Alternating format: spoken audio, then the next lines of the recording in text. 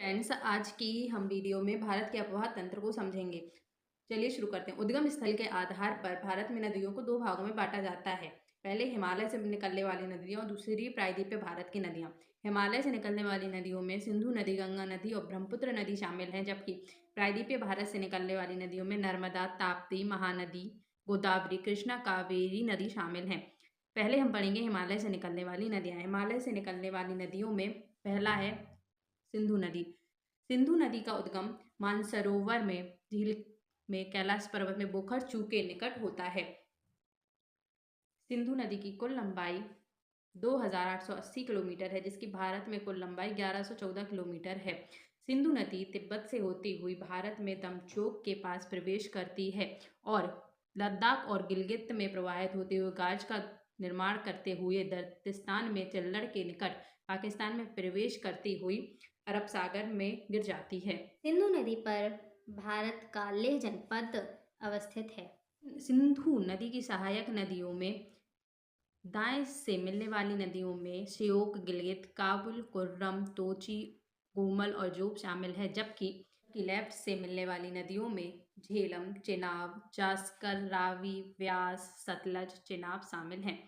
चेनाब सिंधु की सबसे बड़ी सहायक नदी है और झेलम, चेनाब, रावी, व्यास, सतलज को पंचनद के नाम से जाना जाता है। यह नदियां पाकिस्तान में मिथनकोट में सिंधु नदी में मिलती हैं। पंचनद में व्यास एकमात्र ऐसी नदी है जो पूर्णतः भारत में प्रवाहित होती है। व्यास और सतलज नदी के संगम स्थल पर हरिके बैराज अवस्थित है। व्यास एवं सतलज नदी के संगम स्थल पर हरिके बैराज का निर्माण किया गया है। इस पर भारत की सबसे लंबी नहर इंदिरा गांधी नहर का निर्माण किया गया है, जो सिंचाई के लिए बहुत उपयोगी है। हिमालय से निकलने वाली नदियों में दूसरी नदी है गंगा नदी। गंगा नदी को स्टार्टिंग से ही गंगा नदी के नाम से नहीं जाना जाता है, बल्कि सतुपति हिमनद से निकलने वाली अलकनंदा में जब धौली गंगा विष्णु प्रयाग में, नंदाकिनी नंद प्रयाग में, पिंडर गंगा कर्ण प्रयाग में, मंदाकिनी रुद्र प्रयाग में और अंत में गंगोत्री हिमनद से निकलने वाली भागीरथी नदी देव प्रयाग में अलकनंदा से मिलती है, तब इसे पूर्ण रूप से गंगा के नाम से जाना जाता है। गंगा नदी की कुल लंबाई 2525 किलोमीटर है और इस पर राष्ट्रीय जलमार्ग 1 का निर्माण किया गया है, जो प्रयागराज से हल्दिया तक है। गंगा की सहायक नदियों में बाएं से मिलने वाली सहायक नदियों में रामगंगा, गोमती, घाघरा, गंडक, बागमती, कोसी और महानंदा शामिल हैं, जबकि दाएं से मिलने वाली नदियों में यमुना, सोन, पुनपुन शामिल हैं। गंगा नदी पश्चिम बंगाल में प्रवेश करने से पूर्व हुगली और भागीरथी दो शाखाओं में विभक्त हो जाती है। हुगली नदी पश्चिम बंगाल में, जबकि भागीरथी बांग्लादेश में प्रवेश करती है। भागीरथी नदी में ब्रह्मपुत्र नदी बांग्लादेश में आकर मिलने पर इसे पूर्ण रूप से पद्मा के नाम से जाना जाता है। ब्रह्मपुत्र नदी को बांग्लादेश में जमुना के नाम से जाना जाता है। जब जब गंगा एवं ब्रह्मपुत्र नदियां मिलती हैं, तब इसे पद्मा के नाम से जाना जाता है। जब पद्मा में मेघना आकर मिलती है, तब इसे मेघना के नाम से जाना जाता है और यह मेघना के नाम से बंगाल की खाड़ी में मिल जाती है। गंगा को 2008 में राष्ट्रीय नदी का दर्जा दिया गया था। यह यूपी के 28 जिलों में प्रवाहित होती है और यह यूपी में बिजनौर से प्रवेश करते हुए बलिया से बाहर निकल जाती है और बिहार में बक्सर से प्रवेश करती है। गंगा नदी को 2017 में उत्तराखंड उच्च न्यायालय ने जीवित मानव का दर्जा दिया है। हिमालय से निकलने वाली तीसरी नदी है ब्रह्मपुत्र नदी, जिसकी कुल लंबाई 2960 किलोमीटर है और भारत में इसकी लंबाई 1625 किलोमीटर है। ब्रह्मपुत्र नदी पर भारत का दूसरा राष्ट्रीय जलमार्ग है, जो सदिया से धुबरी तक पाया जाता है। ब्रह्मपुत्र नदी का उद्गम मानसरोवर झील के चेमायुंगडोंग ग्लेशियर से होता है। यह इसे तिब्बत में सांगपो नदी के नाम से जाना जाता है। यह अरुणाचल प्रदेश में प्रवेश करने के बाद इसमें बाएं तरफ से लोहित, दिबांग, धांसरी, कापिली, पराक और मेघना और दाएं तरफ से सुबनसिरी, मानस, तिस्ता, अमो, कामेंग, संकोश आकर मिलते हैं। यह नदी बांग्लादेश में गंगा नदी के साथ मिलती है और सुंदरवन का डेल्टा बनाती है। ब्रह्मपुत्र नदी को बांग्लादेश में यमुना के नाम से जाना जाता है। ब्रह्मपुत्र नदी बांग्लादेश में प्रवेश करती है और गंगा से मिलकर सुंदरवन का डेल्टा का निर्माण करती है। गंगा, ब्रह्मपुत्र एवं गंगा से मिलने वाली धारा को पद्मा के नाम से बांग्लादेश में जाना जाता है। ब्रह्मपुत्र की सहायक नदी लोहित नदी को खूनी नदी के नाम से भी जाना जाता है। नेक्स्ट हम पढ़ते हैं पेनिनसुलर रिवर, प्रायद्वीपीय भारत की नदियाँ। प्रायद्वीपीय भारत की नदियों में पहली नदी है गोदावरी नदी। गोदावरी नदी की कुल लंबाई 1465 किलोमीटर है, जो दक्षिण भारत की सबसे बड़ी नदी है। इसे दक्षिण भारत की गंगा या बूढ़ी गंगा के नाम से भी जाना जाता है।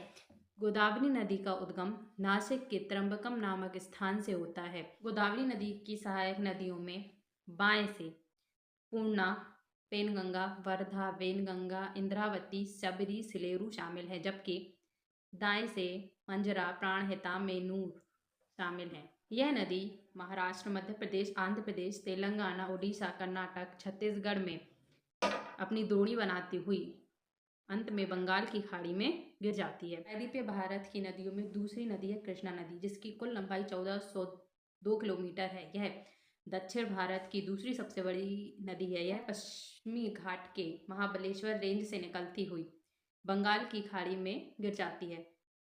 कृष्णा नदी की सहायक नदियों में बाएं से डोनी, भीमा, डिंडी, मूसी, मुनेरू शामिल हैं, जबकि और दाएं से कोयनाक, वारणा, पंचगंगा, घाटप्रभा, मालप्रभा, तुंगभद्रा आदि शामिल हैं। मालप्रभा, डोनी और भीमा रायचूर नामक स्थान पर आकर मिलती हैं, जबकि कृष्णा नदी में तुंगभद्रा नदी करनूल में आकर मिलती है। कृष्णा नदी का संबंध महाराष्ट्र, कर्नाटक, आंध्र प्रदेश जल विवाद से है। कृष्णा नदी एवं गोदावरी नदी मिलकर भारत का दूसरा सबसे बड़ा डेल्टा बनाते हैं। प्रायद्वीपीय भारत की तीसरी नदी कावेरी नदी है, जिसकी कुल लंबाई 800 किलोमीटर है। यह कर्नाटक के ब्रह्मगिरी हिल्स से निकलती है। इसे दक्षिण की गंगा भी कहा जाता है, क्योंकि यह हिमालयी नदियों की तरह ही सदा नीरा है, जो प्रायद्वीपीय भारत का एक अपवाद है। इसकी सहायक नदियों में हेरंगी, हेमवती, शिमसा, अमरावती, लक्ष्मण तीर्थ, भवानी शामिल हैं तथा भारत का दूसरा सबसे बड़ा जलप्रपात शिव समुद्रम जलप्रपात इसी नदी पर अवस्थित है। कावेरी नदी 3 बार 2 धाराओं में विभक्त होती है। इस प्रकार यह 3 द्वीपों का निर्माण करती है, जिसमें पहला है श्रीरंगपट्टनम, दूसरा है शिव समुद्रम और तीसरा है श्रीरंगम द्वीप। प्रायद्वीपीय भारत की चौथी नदी है महानदी, जिसकी कुल लंबाई 851 किलोमीटर है। यह छत्तीसगढ़ के धमतरी जिले की सिनबहा पहाड़ी के पास से निकलती है। महानदी में बाएं से मिलने वाली सहायक नदियों में शिवनाथ, मांड, इब्र और दाएं से निकलने वाली नदियों में जोंक, तेल शामिल है। महानदी पर हीराकुंड और टिकरपारा बांध परियोजनाएं बनाई गई हैं। प्रायद्वीपीय भारत की 5वीं नदी है नर्मदा नदी, जिसकी कुल लंबाई 1312 किलोमीटर है। इसका उद्गम अमरकंटक की पहाड़ियों से होता है। यह जबलपुर में भेड़ाघाट के पास धुआंधार जलप्रपात का निर्माण करती है। नर्मदा नदी की सहायक नदियों में दाएं तरफ से ओरसंग, हिरनी, शक्कर, जबकि बाएं तरफ से तवा, बंजर, सेर शामिल हैं। नर्मदा नदी पर सरदार सरोवर परियोजना का निर्माण किया गया है। नर्मदा नदी को मध्य प्रदेश की जीवन रेखा भी कहा जाता है। प्रायद्वीपीय भारत की छठी नदी तापी नदी, जिसकी कुल लंबाई 724 किलोमीटर है। यह मध्य प्रदेश के बैतूल जिले में सतपुड़ा पहाड़ियों से निकलती है।